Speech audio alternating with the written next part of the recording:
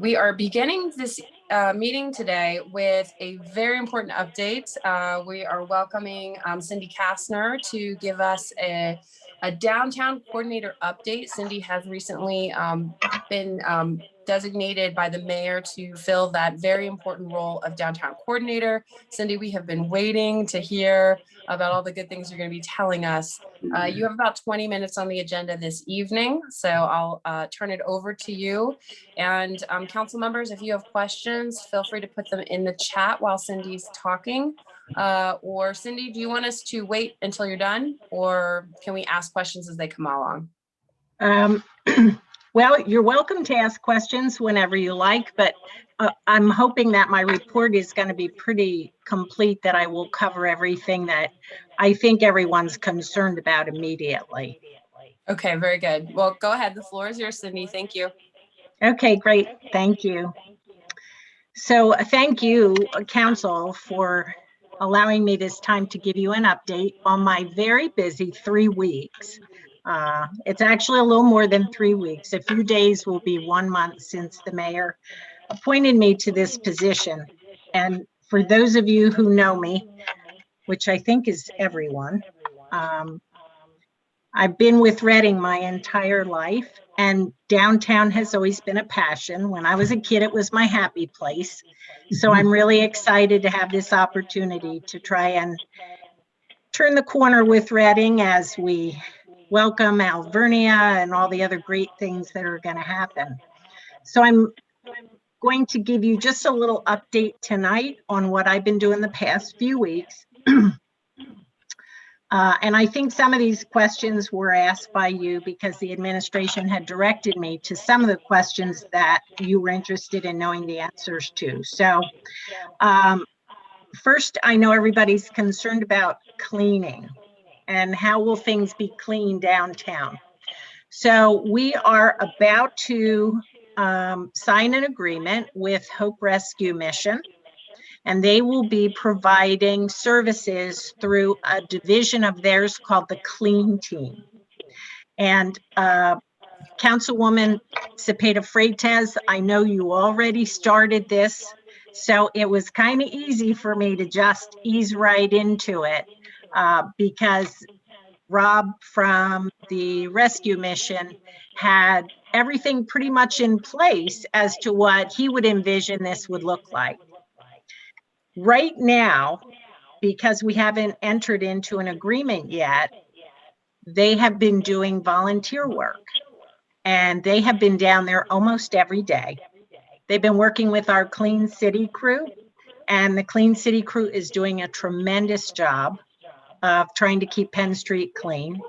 And sorry for my dogs barking in the background. And so with the help of Hope Rescue, we're hoping to not only have the downtown clean, excuse me, but also they'll be doing outreach with the homeless as well. So that means that not only the residents will be there, but also staff will be there with them. They're very closely supervised. There's the cat. They're very closely supervised, and they are at a level of the program where those that run Hope Rescue feel comfortable with them doing this type of work. So we're very excited about that. I think it's going to be a great partnership, mostly because of the interacting with the homeless folks. As I've said to Rob, who better to talk to a homeless person than someone who was in their shoes not too long ago. So hopefully that will be a great asset to downtown, as well as to the homeless community, as well as to the Hope Rescue Mission. So that's where we're going with cleaning. We're going to be hiring 4 part-time staff. The part-time staff will not be regular during the day hours. We're going to have to try to move the hours around so that we cover all the different busy times of the day when we know there'll be lots of trash, unfortunately, downtown. And then the goal is also to have 2 full-time people at some point in time who will also help with downtown needs. The landscaping is on the way for downtown. One of the first things the administration wanted to see done was that the downtown look in bloom and pleasing. And as we were down there trying to come up with estimates of what we needed to do, we ran into Alvernia's landscaper, who said that he was handling the piece in front of the university. And so what we did was had more conversation with Alvernia, and their landscaper is actually coming up with a plan. And we're hoping that this will be a partnership with Alvernia that we do from 2nd to 11th. And that will include the islands in the middle and all the pots that go all the way up and down. I know some of the businesses own the pots in front of their business, and so we'll be calling on them to find out if they would mind if we coordinated everything together and put plants in their pots as well. But that goal is to have everything looking pretty awesome downtown by the 3rd week of May. So hopefully that happens. There is a letter being sent to the businesses. It may or may not have gone out today. The letter is in English and in Spanish, and it is regarding the changes. Council, if you have not already received a copy, you will be receiving a copy from the mayor's office or the managing director. At this point in time, there is no assessment. And I know that this is a question that the Citizen Service Center has been getting on a regular basis as to the assessments. But at this point in time, there is no assessment. The letter is introducing the fact that there will be some new faces downtown. And the letter will also state that we are hoping that they use the assessment money that they would normally pay and use it to do some things to their business that they've been wanting to do, but maybe just couldn't quite afford to do it. So hopefully we'll see some facelifting going on down there in some of the businesses as well. PMI has been meeting with me on a regular basis. They have been a tremendous help to me. We are working on ways to keep communication open with the downtown merchants, and we are hoping that at the same time, the merchants, the businesses will feel more comfortable with PMI so that they feel they can ask them questions, or if there's something they feel might be a violation, they're not afraid to ask about it, or if they have a violation, the PMI will help them find a solution for it. We have already submitted a grant, thanks to our grants coordinator, Cindy DeGroot. We have a grant that was submitted for the redesign of the 8th and Penn courtyard. This comes as a result of many of you expressing your concern about that 8th and Penn courtyard and what's been happening there. We did a little bit of an investigation just to see what we needed there, and really and truly there are drainage issues there. Those big tree pits that have become the gathering places and the, transfer of whatever there, those will be going away. There will still be seating, but things are going to be set up more community friendly. And so there will be lots of lights also.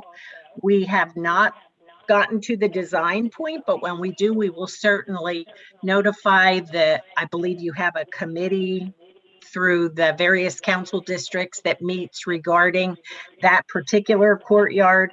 And of course, the redevelopment authority, Mr. Schlegel, and Jamal has already approved for us to move ahead with that.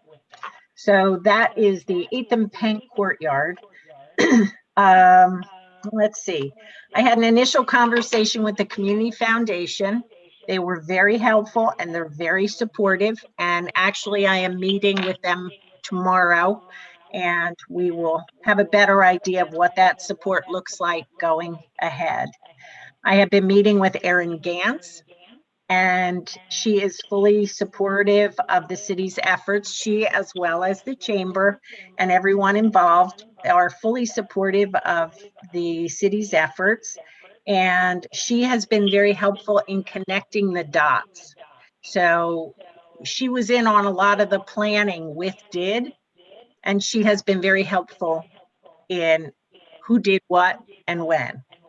Speaking of who did what, it was sort of comforting to find out that all of the events that were planned were not planned directly by DID. They were all planned through different entities, all of whom have come forward real quickly. Probably the day after the announcement, they reached out to me. So tentatively, we have plans in the works for the First Fridays, for Fire and Ice, for the Christmas parade, which was handled in-house, so we will be able to handle that. And our goal is to try and plan these things and see what happens with regard to COVID. We will, of course, depend on the administration's okay for us to move ahead, but we are at least in the planning stages. Let's see, I also had a conversation with the Reading Symphony. They actually had come to me looking for assistance with escorts for the show that they were having this past weekend. And I know that service was previously offered through DID. That is something at this exact point in time that the city is not prepared to offer. So we reached out to our friends at the parking authority. They were more than willing to help, and there are 2 shows that the symphony has scheduled, and so the parking authority will be taking over for those efforts. Let's see, I also had a meeting with Craig Poole, and he is very supportive of as well. And he has also offered the DoubleTree for us to have a meeting of all the downtown businesses, which I do intend on taking him up on that. I'm not quite sure how we're going to do it. Maybe a breakfast kind of meeting might work in best for the businesses, but I would also like to plan meetings for each block as well, because obviously, you know, the business, the needs of each block are different. We can't just think that the same thing is going to apply all the way up and down Penn Street. So I was very excited to be invited to the Stantec meetings. Jamal invited me to the meetings and is including me in that process. And they have amazing things in mind, and I think they will be very helpful for the city as a whole. And I also think that my presence there will give me lots of indication on which direction to take the downtown. So I'm pretty excited about that. Security, I am meeting with John Loyak from Alvernia next week, and we will be discussing perhaps some kind of joint relationship with regard to providing additional security downtown. We also have the security company that is currently under contract with the city, so we can also utilize them as well if need be. Some of the concerns that I know you have, I would like to try to address. The first one is the DID equipment. There are many pieces of equipment that DID had. And so basically what we did was we cleaned out everything that was in their office. All their furniture was disassembled and moved to another location. The files that were remaining were packed up in file boxes and moved to a secure location. The trucks that belong to DID are at the city garage, and I am told they are awaiting title transfer. They will be used for downtown business when they are back running on the street. There is additional equipment, and I mean lots of equipment. All the tables and chairs and things that you saw at all the DID events were not rented. They were owned by DID. So currently those things are stored at the Goggle Works in exchange for the Goggle Works being allowed to use some tables for displays when they need them. So that's a pretty fair exchange. However, that's not going to be long-term. I believe he said in about a year they have some plans for that particular area where we have things stored. So we have a year to kind of get our act together and figure out what comes next.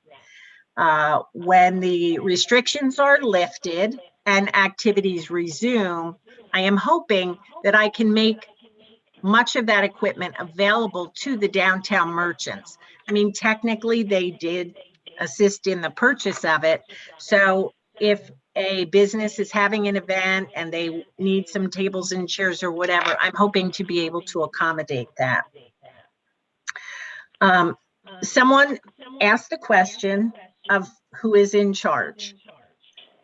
Well, ultimately, the administration is the final word on everything. But the mayor has appointed me as the coordinator. So I will be the point person for the day-to-day activity.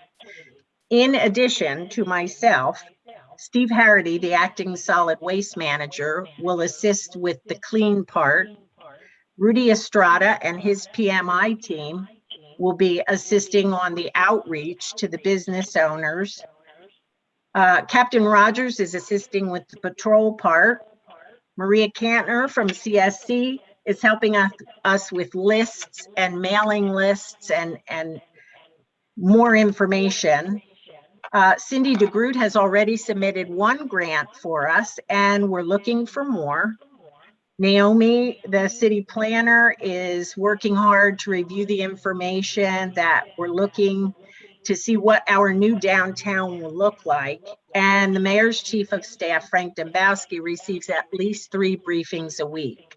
So yes, it will take a village, but fortunately we have a village right now.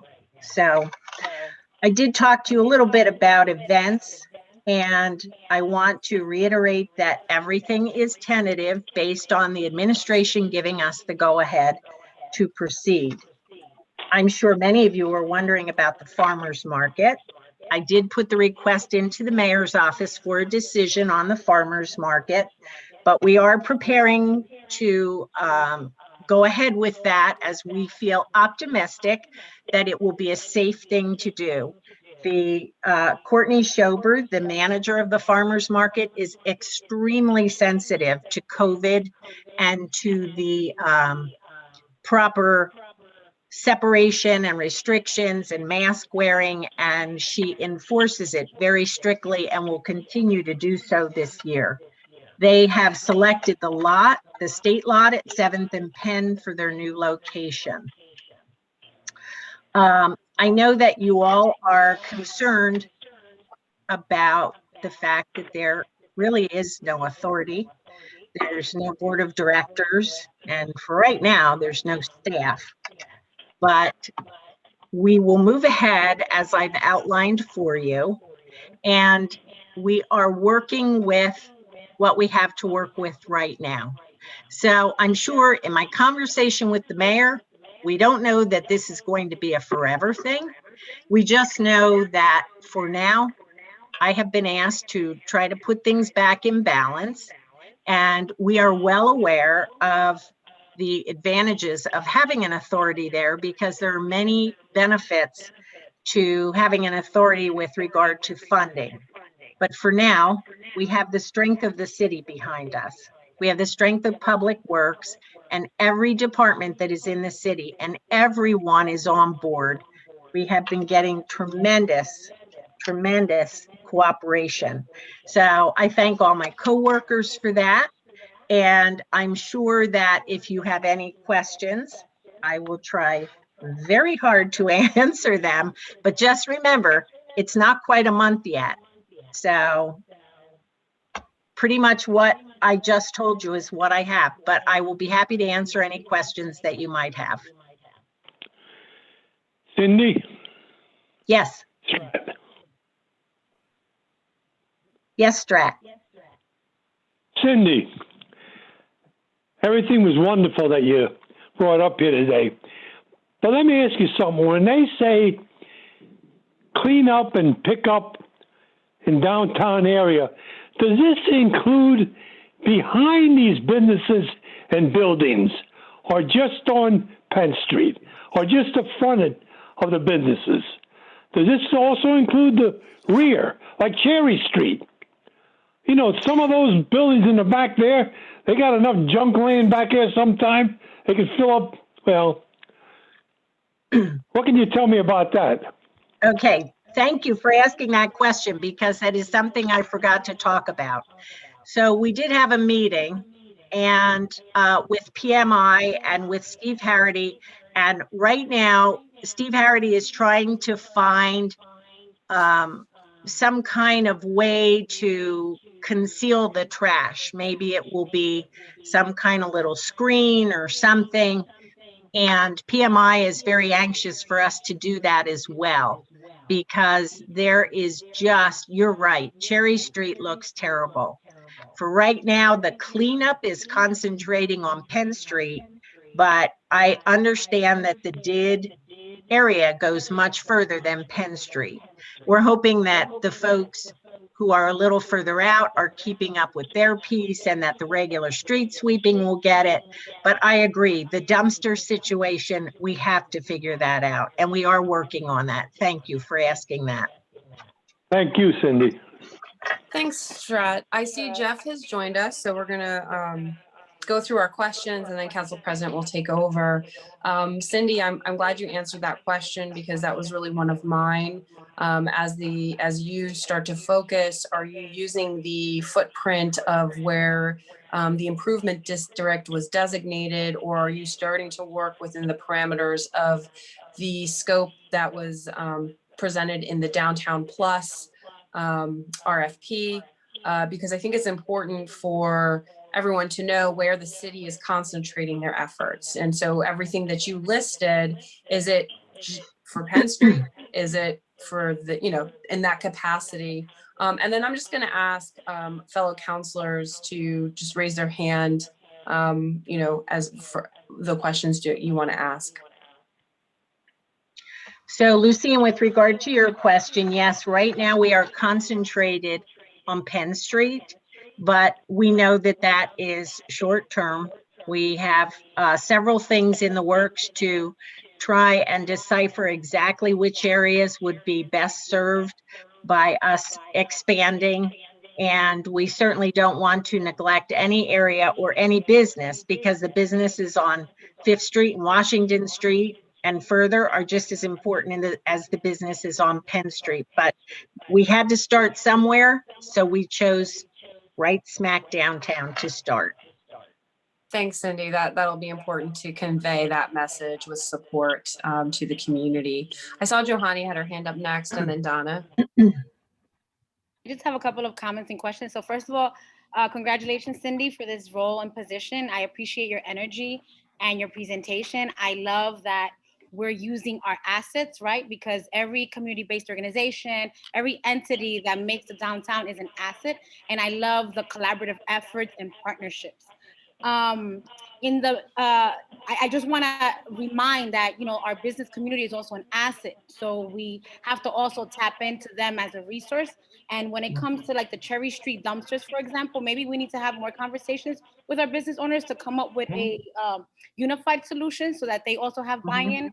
I don't know if maybe they need to make arrangements for additional trash pickup, but I do love the idea of creating some type of screen, maybe a mural, some art, just to kind of like beautify and enhance that area. I think that'd be great. In terms of the letter that either will be sent out or has been sent out, I'm just curious to know if we have a cleaning schedule provided to the business owners, like that. You know, I'm curious to know the coordinated effort between Hope Rescue Mission, just to make sure that we're not duplicating efforts and that we're making our business community, business owners aware, you know, what role they need to play and continue to play to enhance their facade and the front of their space, so that we're all working on maintaining a clean environment together.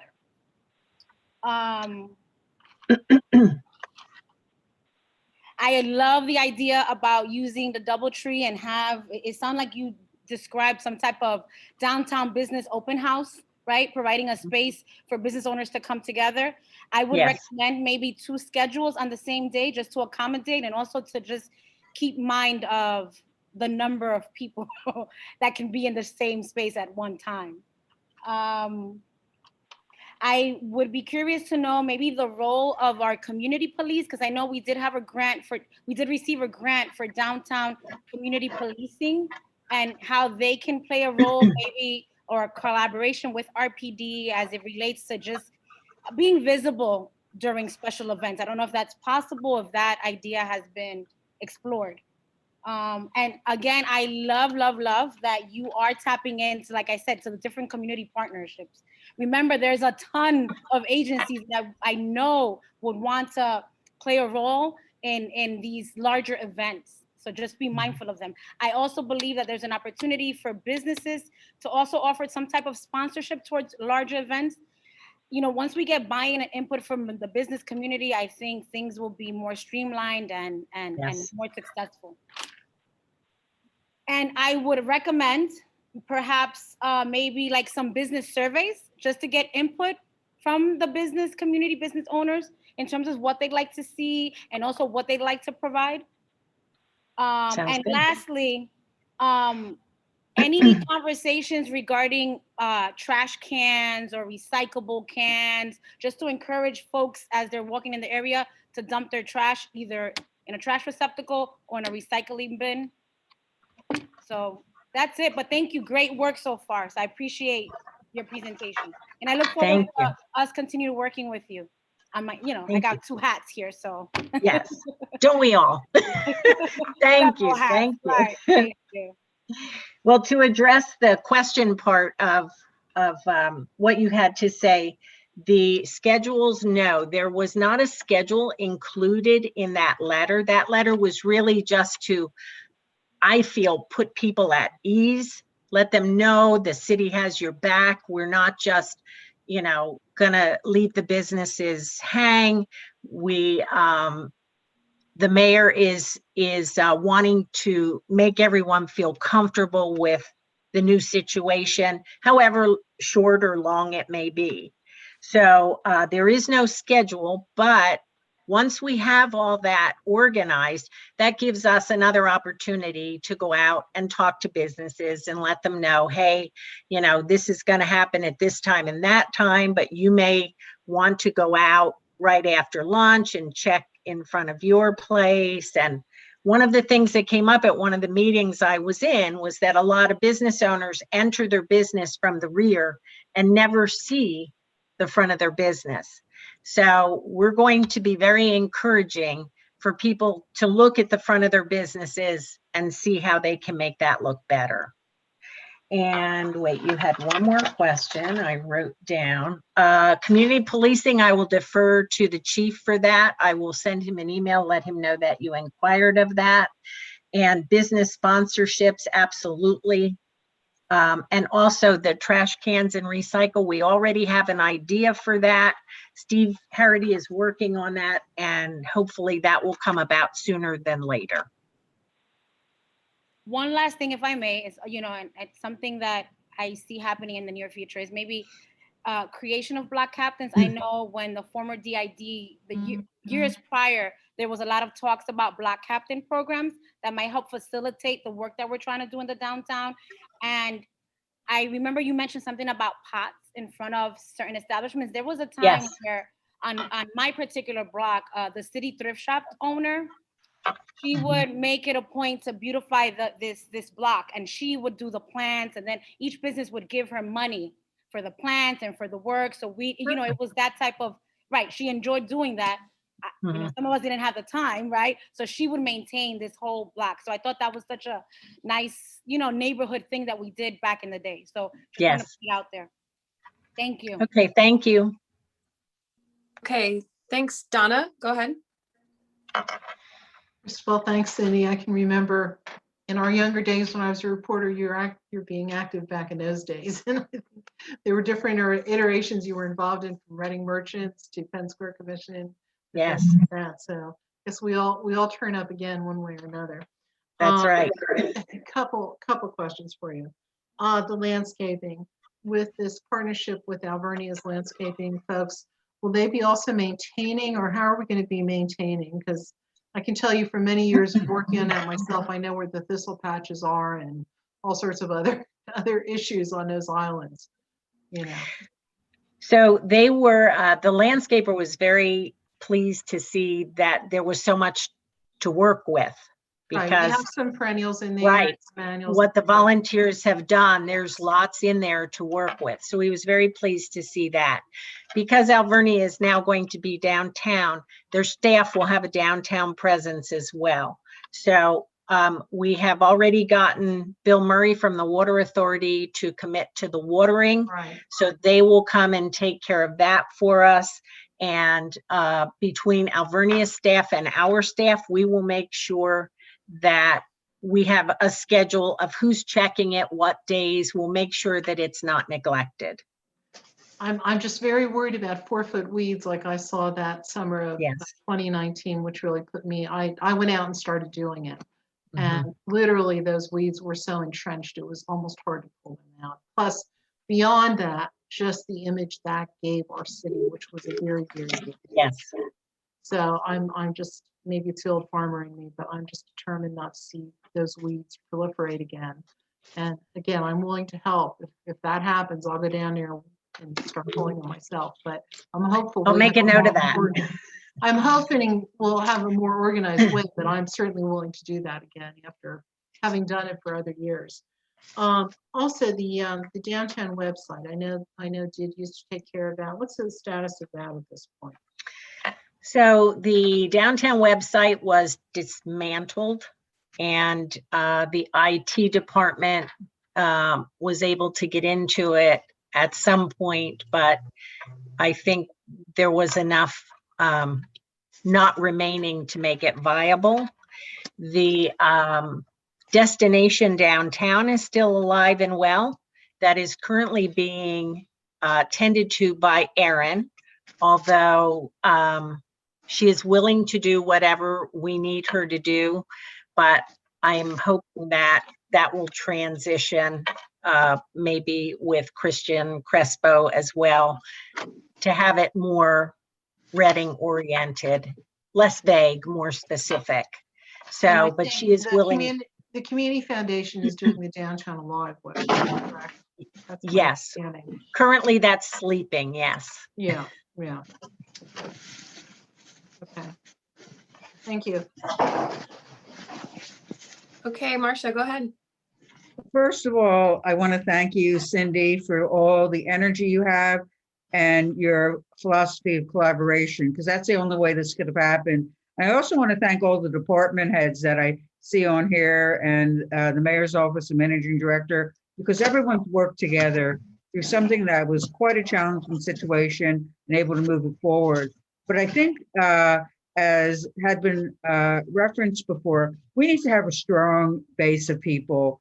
I unfortunately cannot volunteer to help to weed. My physical condition does not allow me to do that, but my heart's in the place that it needs to be as far as helping with any kind of volunteer work that I can help with. And the fact that I've worked in downtown Reading since 1975, I'm really dating myself, and it's always been my home place to go. And I look forward to when I return to the office, I will be working still in the district. So anything we can do to encourage that. And it's interesting now because my new office is right across from the Reading Symphony, and it's always been near and dear to my heart. Anything that we can be doing to be able to make people that are coming in town feel that it's a safe place. Sometimes when you come into an environment that you're not accustomed to, no matter where you're at, it doesn't, you have some anxiety. We have to make people want to come downtown again. And so I know the COVID has been challenging for us, but ways that we can work together. And certainly if I can help make the connections, I think that we can be looking at volunteers and such to be able to help with that escort kind of service. I'm going to put myself out there because I'm going to be attending Symphony again, that if you need someone for escort, I feel really safe downtown when I walk from the parking garage over to the Santander, and I certainly would be like to be an ambassador for the city downtown in that area. Great. That being said, Cindy, is there any way that we can, are we going to be having uniforms or ways that people are going to be branded that they're part of the initiative? So when people are doing the cleanups or any other kinds of things, just like we had uniforms of the past, so that people coming in will understand that these are folks that are working as part of the team to keep downtown beautiful. Yes.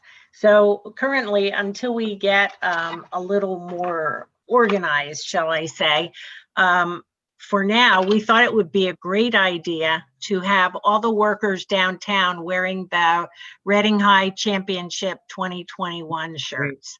So that's what they'll all be wearing initially.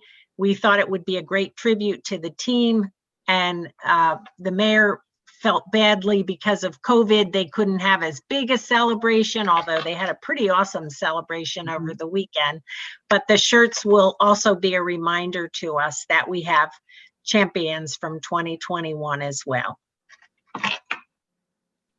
Okay, well, I think maybe if we can have a regular update on the progress and how we can continue to support what's going here. I mean, the downtown is the core of our city.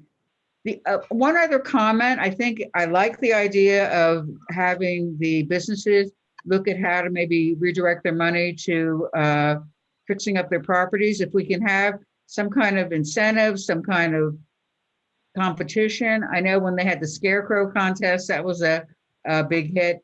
But ways that we can maybe engage everyone in looking at opportunities to be able to say, example, over the holiday season, doing paintings in the windows with the holiday theme. There's all different kinds of ideas you can do to really spruce up a downtown without necessarily having it be very costly. So just some Great, thoughts. thank you.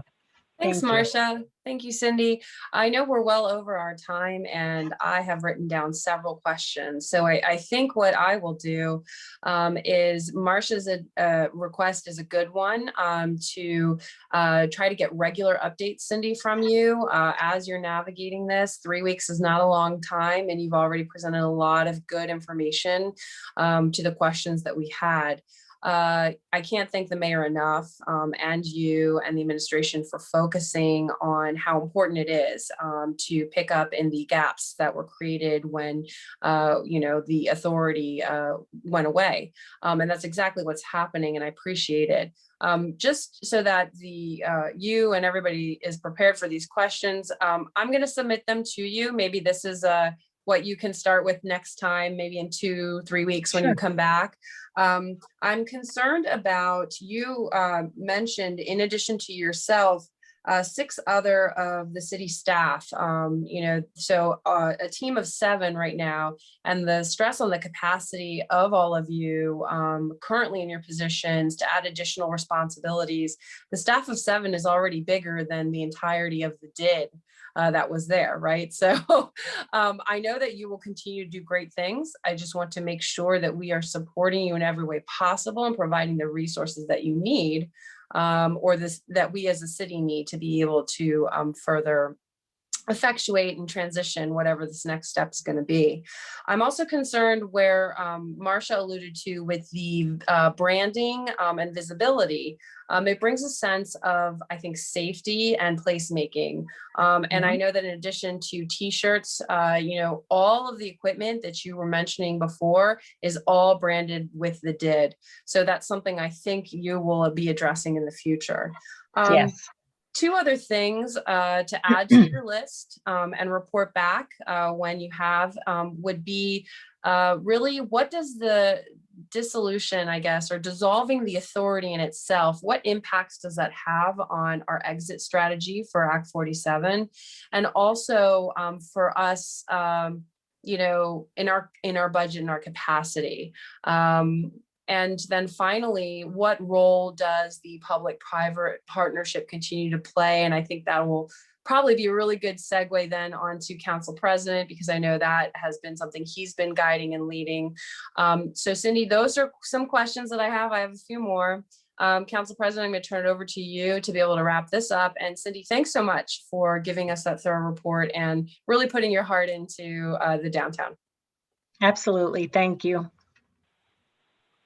Yeah, no, I don't have any comments or questions. Thank you, Cindy, for the update. Obviously, this is an interim process until we can get to a more stable thing, and maybe we'll plant some seeds for something long-term. So thank you for the update, and we're going to move on. Okay, thank you.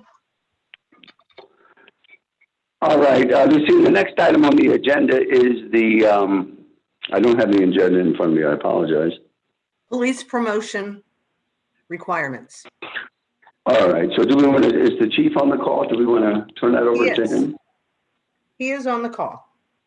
Yes, I am. All right, So fine. I'll keep it pretty simple, and we had a pretty good discussion about this last week. Where the change to the promotional process within the civil service board, we're looking at two parts to that. The first is changing the requirements to be promoted to the position of captain. And that is in order to get a better qualified, more experienced pool of candidates. Currently, you can be promoted from the position of sergeant to captain. That allows you to skip the rank of lieutenant, which has a lot of specific responsibilities assigned to it that translates into the work that you do as a captain. So that's the first part of it. The second part of that is requiring that the individual who's applying for the position of captain has had 2 years of supervisory experience within the patrol division. And that is the largest division of the police department. We have 168 officers in the department, and over 100 of them are in that division. So that allows us to get a better suited candidate for the position of captain. Then the second part of that is removal of the college credits for points in the promotional process. And that is simply done as a best practice. We polled a lot of police departments in third-class cities throughout the Commonwealth, look at the state police requirements, and then look at the fact that there are a lot of folks in our city who don't have the financial means to obtain an education post-secondary. So we looked at all those factors and decided that the removal of those would be the fairest process for our personnel.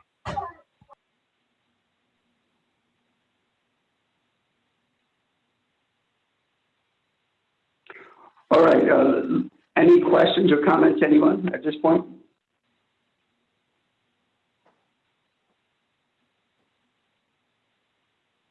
Rouhani here. Chief. Go ahead, Johnny. I'm sorry, I can't see anybody, so you guys are going to have to just speak up or let Lucine direct you. Thank you. So I see the logic behind, so in order to get promoted to captain, that it's lieutenant. It's almost like they're going up the chain, right? Sergeant, lieutenant, captain. That kind of makes a lot of sense to me. However, in terms of the college credits, I'm completely opposed to removing them. I think that we always want to raise the bar and set high standards for our department.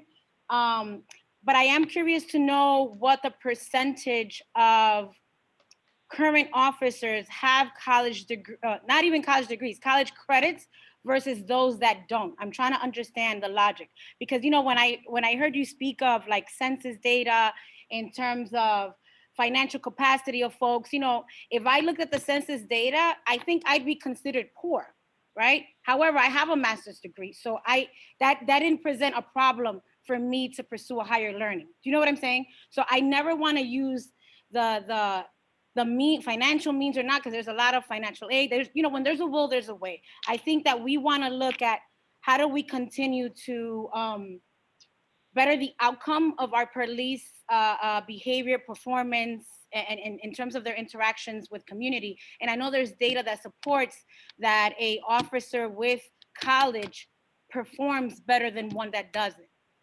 So, yeah, I just want to know what data do we currently have in terms of who has college and who doesn't currently on the force. So as I said in the emails that we had back and forth, we're working on getting that data. It will be available for the next council meeting. So I'll have that information for you.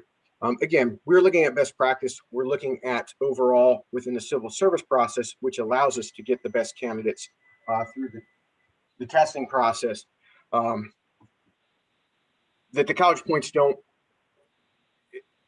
they essentially discriminate against folks who don't have the ability, and whether there's financial aid available or not, there's a whole lot of factors that go into that. Our civil service process, which is separate from any other process here in the city, is set up in order to be a fair process. This is just looking to make that process more fair.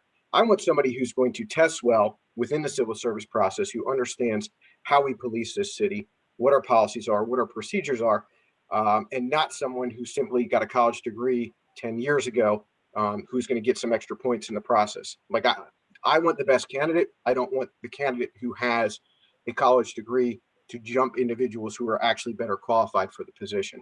And that's the stance of the police department. We put a lot of research into this. We think that's going to serve us the best. The study that you cite is a fairly outdated study. So I would have to look up new numbers based on current practices as it relates to college credits and the outcomes of police departments, because we've seen a huge shift in the last year and a half in theories of policing and how we police our communities. So those old studies from 2009 through 2015 just really don't speak to those things. Go ahead, Marcia. Okay, and I think this is a very good discussion that we're having right now. And thank you, Chief, for pointing out that point of view of you don't want a college degree to supersede the other qualifications for an individual, if indeed the college degree isn't as relevant to the practice of policing.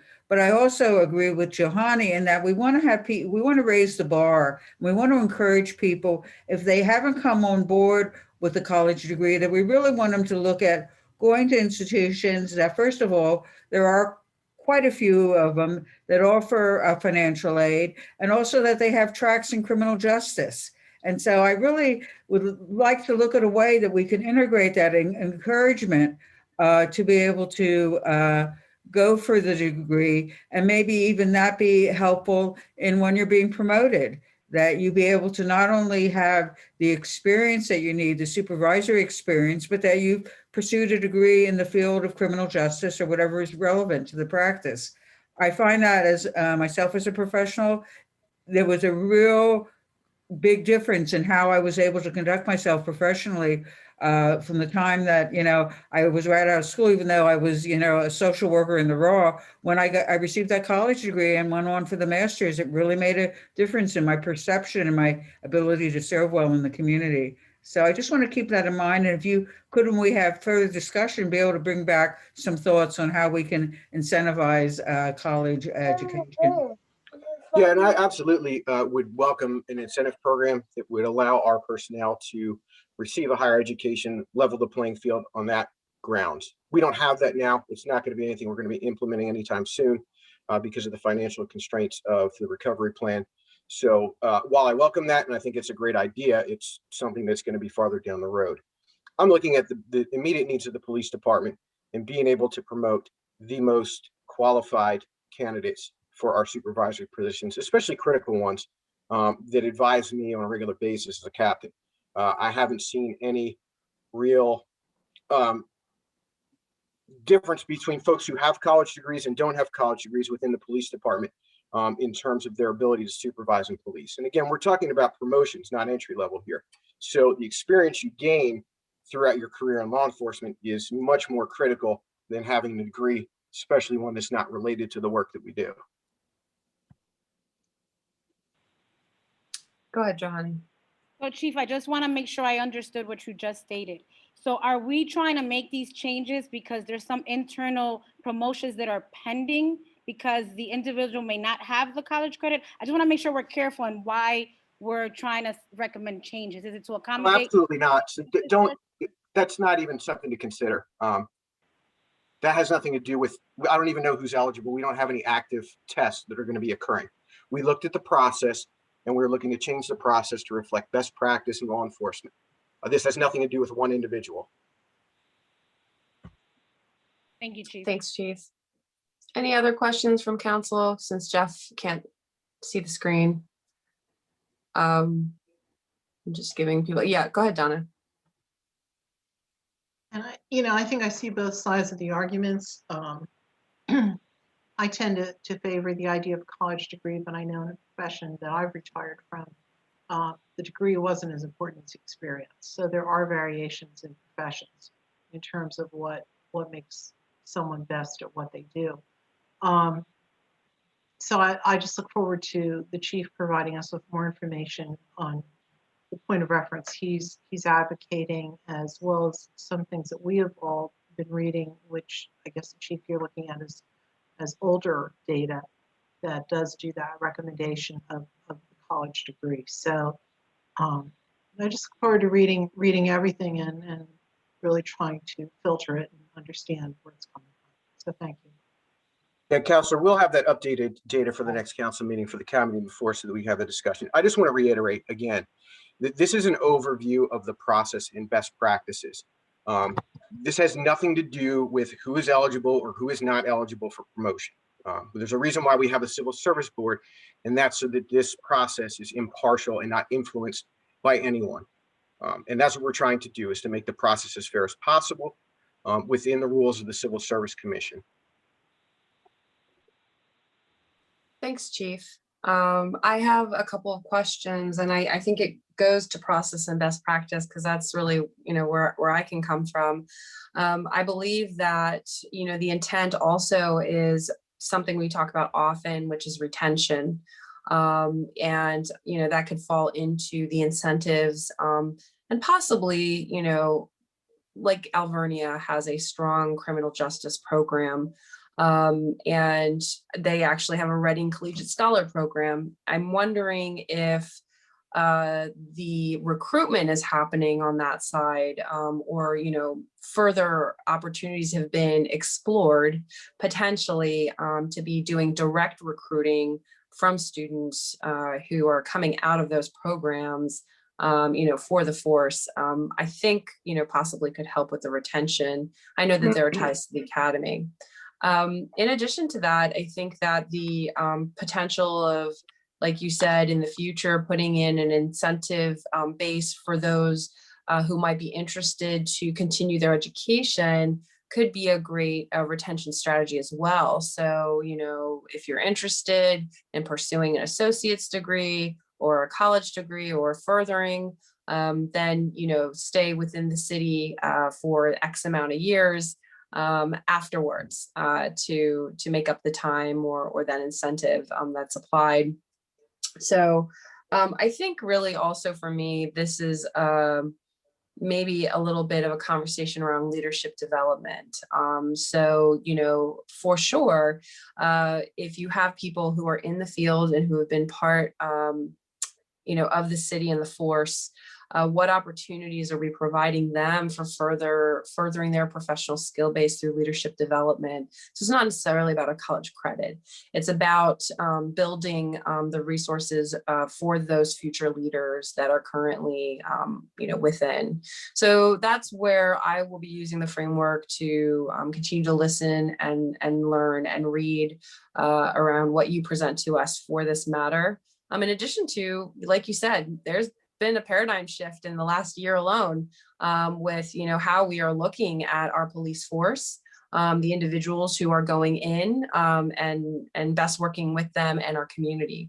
So I appreciate the attention to this and that we're looking at it from a process and best practice base. Thank you for that. Sure. Just to answer your one question, we do recruit at the local colleges and universities, specifically in their criminal justice programs, but also other programs that we traditionally see a lower placement rate, job placement rate after graduation, so that we can try to get those folks into the department.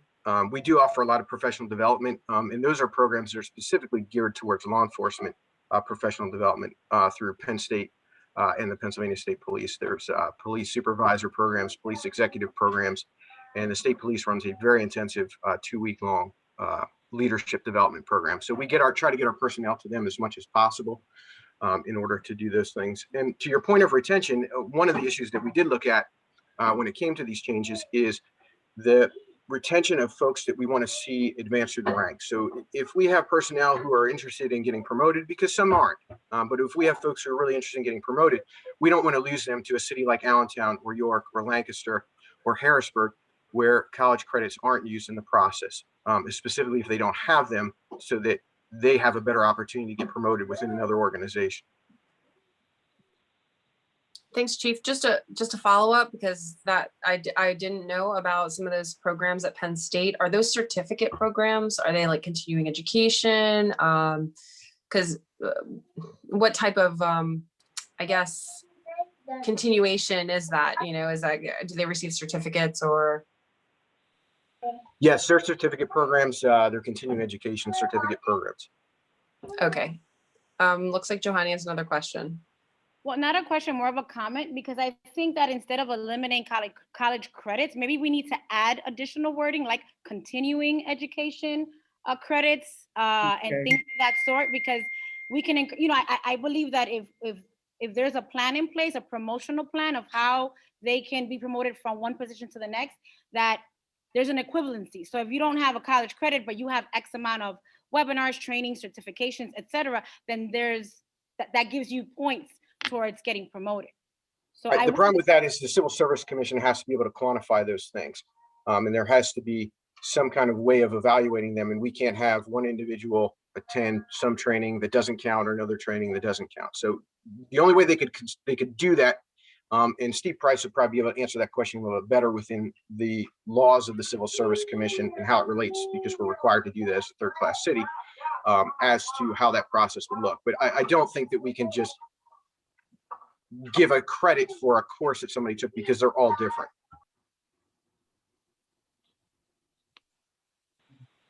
I would like So- to explore that. Yeah. Lucine, if I could make a comment. Oh, yeah. Go ahead, Jeff. I don't think there's any other comments to be made. Well, I'm just trying to, I'm listening to the conversation. I think what the chief's trying to say, you know, policing is an ongoing, on-the-job training. I'm sure you learn something new pretty much every day. That experience is what they try to utilize in translating who's probably the most suitable for promotions. And I think we all agree higher education is nice. But in essence, policing is education on a daily basis. And some people excel at communications, at community relations, at other things, and develop along the way. And what they're trying to say is, instead of, you know, not selecting what they believe are the best candidates, they're being forced to promote people that may not have excelled in some of the ongoing training that these officers are exposed to. So I hear both sides of the story. I think what the chief is saying is best practices is having that flexibility. And again, police are always in training, and they're always getting additional training as part of their job. Plus, being on the job is training in and itself. Those are just my thoughts. Jeff, just a comment.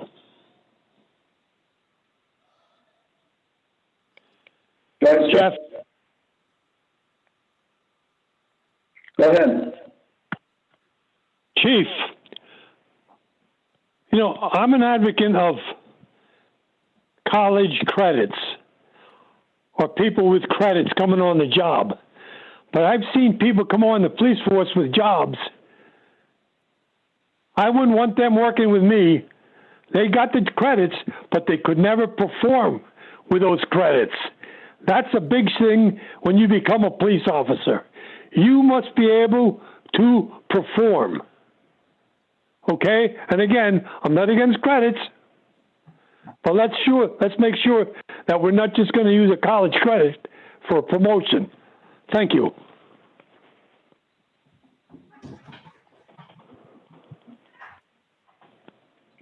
All right, Lucine, anybody else have any comments? Chief, anybody? No, Jeff, go ahead. Back to you. All right, well, thank you, Chief, for the update. We had, are these changes coming forward soon? Is that what we're doing? That we put them on the table? They were I'm sorry, I introduced, don't have any documents in front of me. yeah, that ordinance was introduced on April 12th. All right, Body, do you have any additional concerns? Are you comfortable with the ordinance? That's going to be voted on in next week. Okay, Johanny has her hand up, Jeff. I think we need to Go have, ahead, Johanny. I think we need ongoing conversation and discussion and more data to prove that this is worth eliminating. You know, I'm not in favor. Personally, I'm not in favor. Like, I need to see the data. Well, that's why I asked Johanny, because I'm trying to figure out what more discussion means. I think what the chief is saying is that best practices, this would get us into the standard best practices mode. So I just want to make sure we're clear on what your expectations are from the chief. Otherwise, he thinks we're ready to go. Steve Price is the civil service solicitor, and he's scheduled to make a presentation to council on Monday under reports from directors, boards, authorities, and commissions. Yeah, but again, it's nice for Steve to give us a report on that. That's not aimed at this specific ordinance. Is there something that somebody wants from Steve Price? I'm just trying to get an idea before next Monday where we're at. So I'm going to ask if anybody has specific questions or needs from the chief, that we get them to him this week, and then we'll figure out Monday what we're going to do. Is that fair?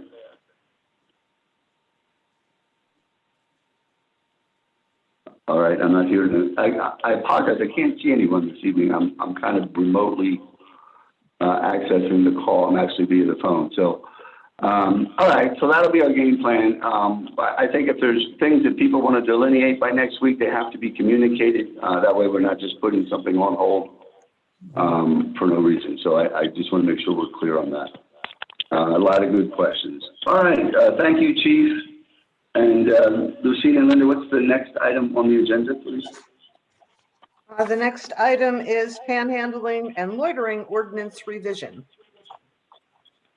All right, who's going to lead the way on that discussion? Well, I'll just start to say thank you to everyone who has worked on this.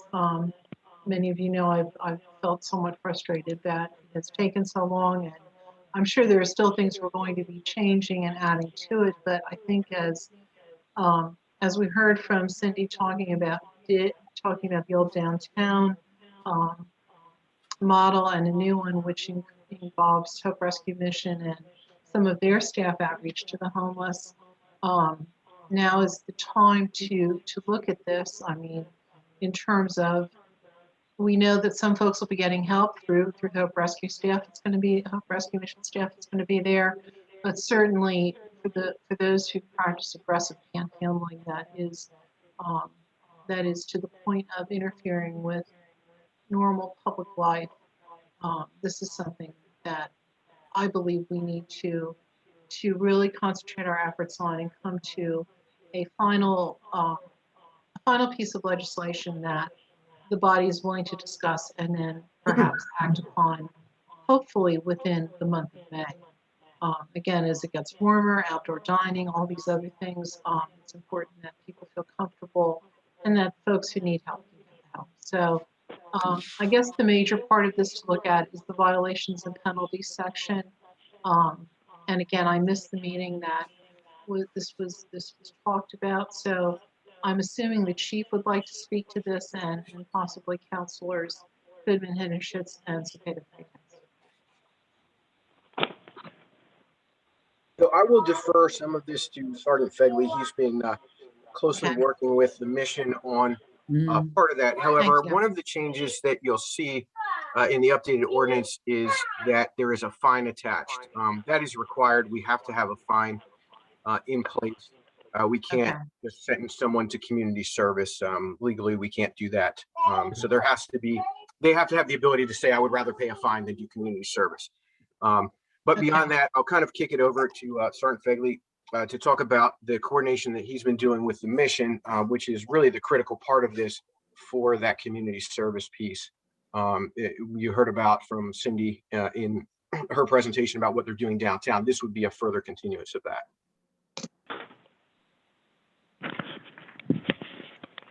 Good evening, everyone. Yeah, we've been talking with Mr.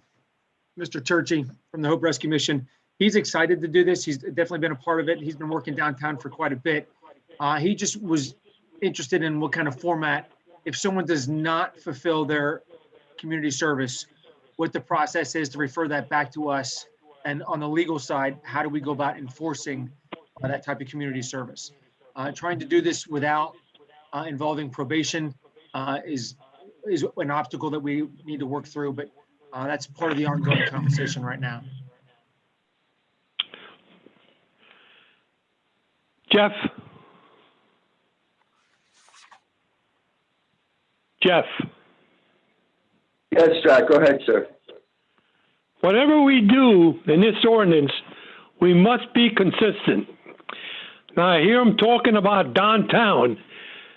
Reading doesn't just Reading just isn't downtown. Reading is an entire community where this law, this ordinance must be enforced throughout the city, not just downtown. And I know it's not. I think I brought this up last time. A place where I assist somebody in his labors. We both have been threatened to get shot by this guy that hangs around there. He's a bum. He's a panhandler. Now, the policeman did get there some time ago, and all they did was talk to the guy and left him go.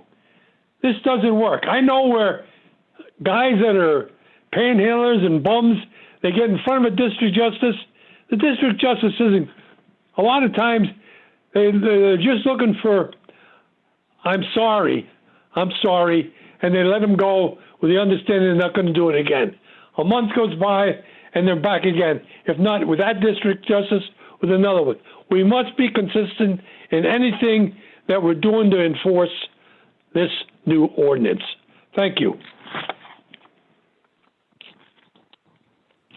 Okay, Jeff, Marcia has her hand up. I have my hand up. Marcia, why don't you go ahead and Yeah, then I'll follow up. just conduct the, Go ahead, Marcia. Okay. First of all, I was very pleased to be able to attend the virtual meeting that we had with District Attorney Adams. And he gave us some guidance. I'm looking at the new language and it makes sense based on what Chief Tornelli said, as far as you have to have a penalty in there. But I do believe the language regarding the diversionary program, that it's not specific. It doesn't name an agency, which I think is good. It just specifies that the person may be eligible to participate in a diversionary program as established by the city of Reading. And indeed, we do have diversionary programs. Depending on the officer's discretion, the officer will be able to guide the right path, looking at what the issue might be. It may be homelessness, it may be a mental health issue, it may be a substance use issue.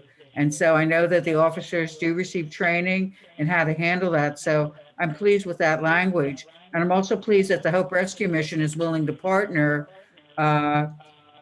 in lieu of using our Public Works Department, which I didn't feel was appropriate. So I really believe, and I agree with Councilman Marmaru, this should be applied citywide. There are other sections of the city that have issues with panhandling. And I also think we need to look at the data as once the ordinance is passed and implemented, because I think other issues might come out beyond panhandling that the police department needs to handle on a diversionary basis. So I really am at this point ready to support the ordinance, but I want to hear from fellow councilors whether any other amendments might be needed.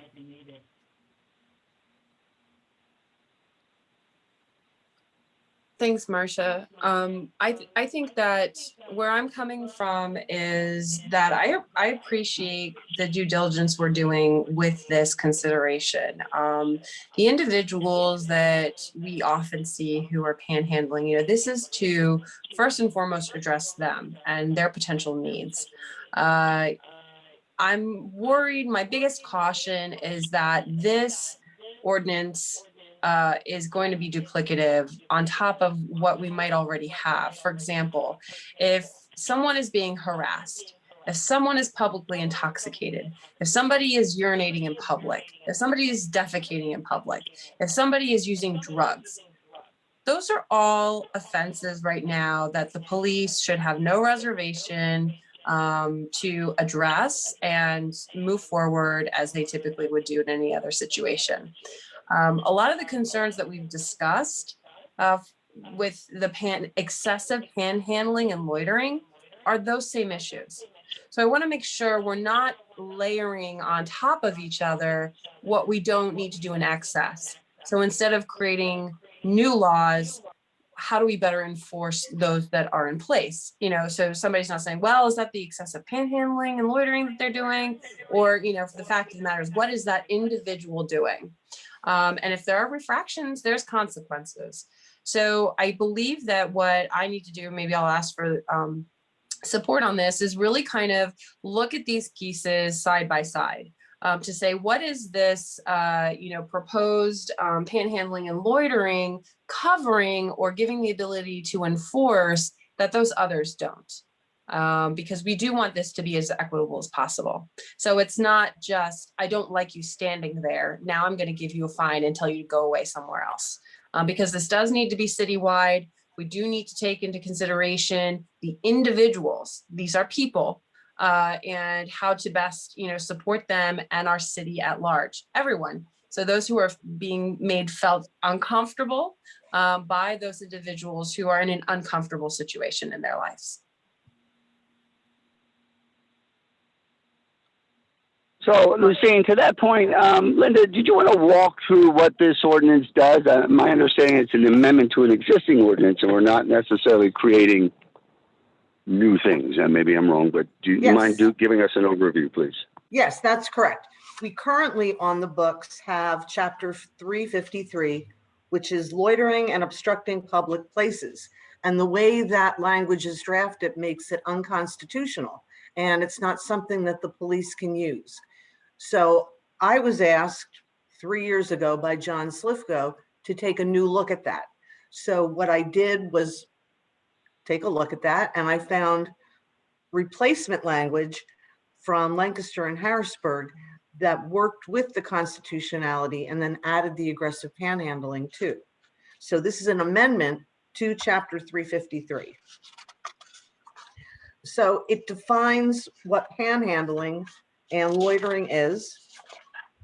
Like the chief said, we moved this from a place of a fine and imprisonment, possible imprisonment, to a diversionary program. When we had our meeting with John Adams, the DA, and that worked out due to Marcia's suggestion that we use the CJAB, get their input. So through that recommendation, the DA gave us his input, and his input was the city police need this tool. And he said that several times during the meeting. He asked us to change one thing. In the initial draft, we had instance 1 and 2 were diversionary, and instance 3 was a fine and possible jail time. He asked us to eliminate that and make that diversionary as well.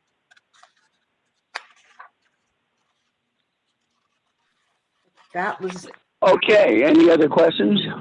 Yeah, Marcia has a follow-up, and thank you, Linda. I will read through it before it's time to put the vote on the table. Go ahead, Marcia. You're on mute. This is what happens when I try to keep my dogs barking out of the meeting. Okay, so the comment you had made, Lucine, regarding duplication, what I think is interesting and strong about this ordinance is the reference to diversion programs. I'm not sure that that is in place in other ordinances. So for me, it would be looking at the strength of this ordinance and revisiting other ordinances to make sure the diversionary language where it might be appropriate would be in place. So I'm looking at, we may want to be consistent and have all the language speak to diversion.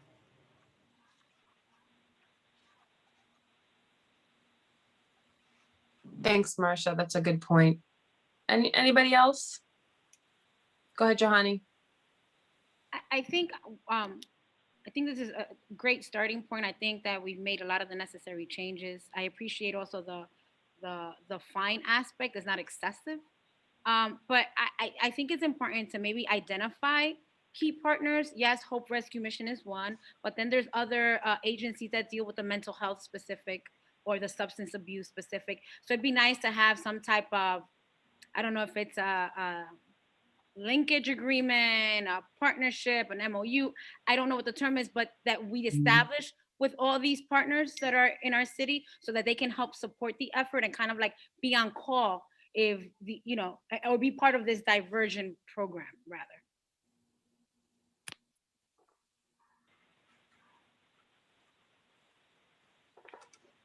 That was it. Okay, Lucine, is anybody else slated to Don. speak? Donna has her hand I up. think, and I think to Jahani's point, I'm not sure what the actual partnerships look like between the police department and that sort of thing. I know one of the concerns was, and I believe this has come up through several of the conversations regarding the changes and regarding this ordinance, is what happens when someone from an agency, from a helping diversionary agency, is not available at 3 o'clock in the morning when a situation arises. And I think from the police department standpoint, that's really critical, because what does happen what is the guarantee from these agencies that they will be available to help the individuals who need that assistance? Does it require an MOU? Does it require a formal agreement that there will always be somebody there to help? I would defer to Fred about the requirements for an MOU as it relates to the ordinance, but what I will say is that this is a diversionary program that someone would get put into after an arrest situation or a citation situation. So there wouldn't be a need to get them into the diversionary program at 3 o'clock in the morning. Those types of programs, like the one that COCA is in partnership with the police department for, there are facilities in place to do those handoffs to them at all hours of the day. So that's a little bit of a different program that this would involve, as opposed to something like the Blue Cares program, where we would do an automatic handoff at the time of contact. Okay. Marcia? And I can't speak fully for the mental health system, but when we talk about emergency situations, there are proper procedures in place that would allow for that. If the officer sees that that person might be eligible for an involuntary commitment, but those processes are already in place. To the need for the MOU, I would like to defer to our solicitor to find out what might be needed in that place, because some of them you have to be really careful about how specific you can be. So maybe that's something, I don't know that we need that in place to be able to vote on the ordinance, but it might be just a process that would complement it if it was enacted. Thanks, Marcia. Fred, at this point, can you look into that, advise us, and then we'll be able to get this to a place where we'll be prepared to vote on it. And, you know, any other further questions, you know, submit to Donna. Donna's doing a really good job working on this with Linda. I know I'll be doing some more homework as well. So Fred, if you have some time, you don't have to deliver that. And I do think, just off the top of my head, that I think Marcia's right. I think it's something that could be kind of like an offshoot of the diversionary program, where, and I'm sure when we discuss with Hope that they have and would be willing to work with other organizations, but we'll be glad to look into this. I know Anna's taking the lead, Anna Lomano's taking the lead from the law office, so I'm sure she'll be, the two of us can work together on getting something together, but I do think it's something that could be done as a kind of a complement to the current ordinance, and not something that needs to be added to it. Okay, thank you. And Lucine, just real quick, to your point about the other laws that are in place, we're required to cite the most specific section of the law that applies to the situation that we're dealing with. So if we have someone who's publicly intoxicated, we would use that section. So this would have to be a very specific situation that fits the definitions of the aggressive panhandling as it relates to this ordinance for us to use that. And our officers would, obviously, as we roll this out, would get some training on what that looks like and when to use this ordinance, because it's newly modified as opposed to something else, like you said, the public urination, public intoxication, or even, as Marcia suggested, that someone who maybe just be suffering from a mental health crisis, that we can divert immediately to treatment at the hospital. Thanks, Chief. That's really helpful. Yeah, and Marcia, go ahead. Last comment on this topic, and then we're gonna throw it in over to Fred for the executive session. Okay, and this is real specific and it's to Chief Ternelli. I'm not sure who's available to actually do training regarding panhandling. That just is an interesting approach. So might be put collective thoughts together about who is best prepared to be able to train and understand in depth about what panhandling actually means and how to respond to it. But I think it's an important training for the officers. Right, we do want to make sure that we are addressing the specific situation that the ordinance is intending to address. And we'll make sure that happens. Okay, thank you. Thank you. Thanks, Chief. All right, Fred, I see that on the agenda next is an executive session litigation. I am gonna let you address that and lead us into that. However, before we do that, I know Jeff is pressing on the time. Just any general announcements or comments that anybody wants to make before we go into executive session, because at that point, we'll have to turn all the feed and the streams off. So Marcia, I see your hand up, and then Johanny, I saw that you had something too.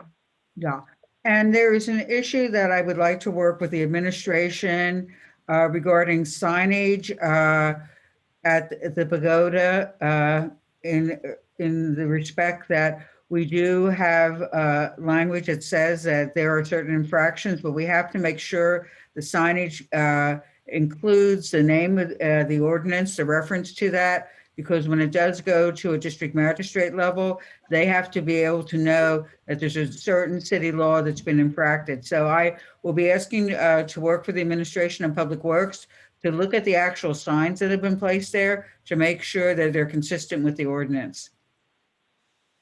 Thank you, Marcia. Johanny? Not so much of an announcement, but I just wanted to, I don't know if everyone's noticed that beautiful, colorful digital sign across the bridge. So I just wanted to say, thank you to the administration for making that happen. I've seen it. It's it's double-sided. So just want to say thanks to the administration for that. That's all. Good point. Yeah, I noticed big improvement. I know I was pretty vocal about wanting to see something different, but the quality of sign replacement that has been done. Thank you to the administration and also to Jamar, because I think he was the one who had to answer all my thousands of questions on that. So well done there. I would just like to remind everybody that it is Earth Week. We're celebrating Earth Week this week. And a good announcement to kick that off came through today from the Berks County Conservation District in partnership with the City of Reading.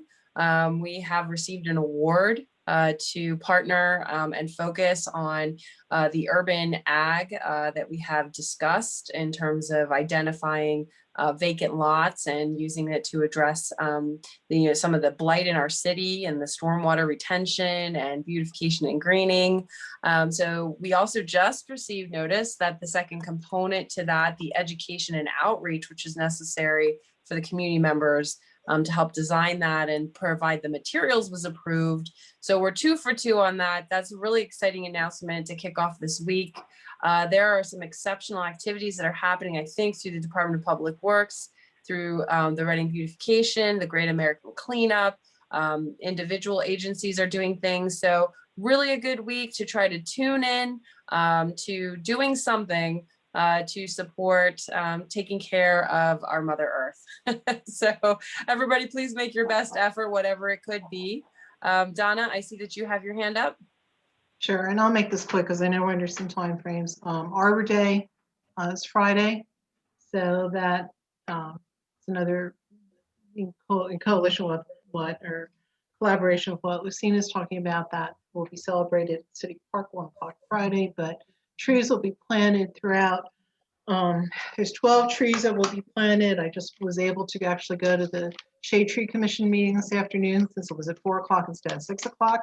So there will be 12 trees planted, 8 in City Park, a couple right around the Reading England tree. So we have some sister city working going on there. Med Ed is paying for 5 of those 12 trees. So our thanks to Med Ed for their help in financing that.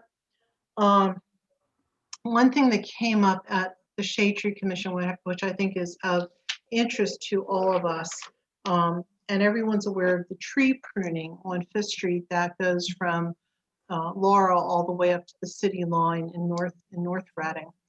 As a part of that, the contractor has to get signs from the parking authority. Via our ordinance, those signs are up to, I believe, $16 a piece now. They had been $4 a piece. So that is actually jumping the cost of this particular work in 400% range. I know there's interaction going on between, I believe, between Public Works and the Reading Parking Authority, but there's a lot of issues here dealing with what we've ordained in our increasing the cost of signs for working and what it is costing actually us as city taxpayers paying each other monies that come out of our tax dollars that go back in. It's somewhat convoluted, and it used to be that these signs cost only $1 for Public Works, for public efforts from the redevelopment authority, from the parking authority. We cannot put our own signs out because the parking authority won't honor those. So the questions have come up, number one, about the cost of these signs and what can be done to mitigate. And there is some discussion going on between Public Works and the Reading Parking Authority. But also as we go forward, who determines how many signs are needed? The contractor in one instance in a block said, well, 8 signs will work because you're not going to put them at the yellow lines. Parking Authority said, no, we want 12 signs, 12 times 16. You know, when it's a rainy day and they're paying for these signs and the signs are time stamped and it doesn't go to the next day when it's dry and the work can be done. These are things that I don't think any of us probably thought about. I certainly did when we ordained the changes in the cost of signage. So I would respectfully ask the administration to get us more information on that, to get back to us about that, the impact it has on our contracted services with things like forestry groups, things like this. I think these are all important things for us to know, and the implications of us trying to do the right thing, parking authority trying to do the right thing. I'm not nailing anybody here, but how can we all work better to facilitate the things that need to be done in the city? So I wanted to bring it up publicly. I would like us to discuss it and come to understand what is being discussed and have a report back to council if we need to revisit our legislative actions, that we need to quantify them or amend them. I think that's important for us as we want economic development and everything else to move forward in the city. So I'm glad I was able to go to the Shade Tree Commission today and learn what was going on. All right, thanks, Donna. So the administration, Abe, I saw you taking note of that. Thank you. And then Johanny, quickly, go ahead. Quickly, it's just a reminder as we were speaking about cleanups. The gun buyback program is also taking place April 24th. So just using this venue to make sure that we're making those announcements so people are aware, where they can hand in or turn in guns for potential gift certificates or cash, or not sure the details, I forget, but just wanted to put that announcement out there that there is a gun buyback program Saturday. Yes, very important. Thank you. Okay, so now on the agenda, we're moving into an executive session that's been requested. This is on existing litigation. Is that correct, Fred? Yes. Okay, so at this time then, Linda, I'm going to ask you to exit from the meeting, anybody who needs to leave. Fred, who needs to be on here?